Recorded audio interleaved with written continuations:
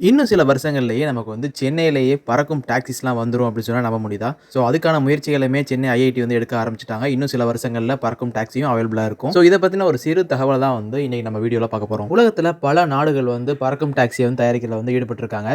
But இந்தியாவும் இந்த வரிசையில வந்து மும்முரமா வந்து ரொம்பவே தீவிரமான ஒரு முயற்சியில ஈடுபட்டிருக்காங்க அப்படின்னே சொல்லணும். நம்ம இந்தியால தயாரிக்கப்படுற இந்த பறக்கும் டாக்ஸி ஆனது பார்த்தீங்கன்னா, ஃபுல் அண்ட் ஃபுல் எலக்ட்ரிக்ல இருக்க போறதாகவும், அது மட்டும் இல்லாம நம்ம சென்னை ஐஐடி வந்து இத மும்முரமா வந்து தயாரிக்கிறதுல ஈடுபட்டிருக்காங்க. சென்னை ஐஐடி மட்டும் இல்லாம சென்னை ஐஐடி கூடவே சேர்ந்து ஒரு தனியார் நிறுவனமும் கைகோர்த்திருக்காங்க.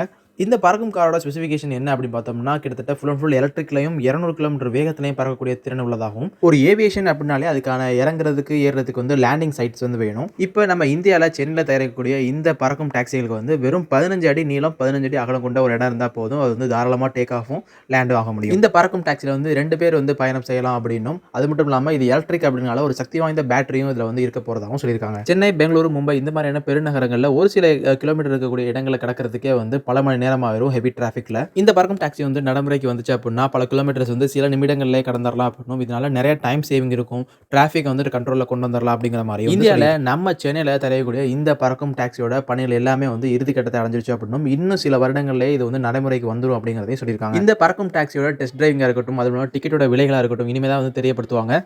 இந்த பறக்கும் டாக்ஸிக்கான டெஸ்டிங்கா இருக்கட்டும், அப்சர்வேஷனா இருக்கட்டும், இன்னும் நிறையாவே இருக்கும். இதெல்லாம் முடிஞ்ச பிறகு தான் நமக்கு வந்து நடைமுறைக்கே வந்து வரும்.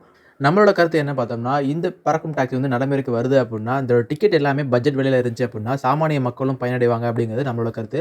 உங்களோட கருத்து என்னங்கிறத மறக்காம கமெண்ட் செக்ஷன்ல கமெண்ட் பண்ணுங்க.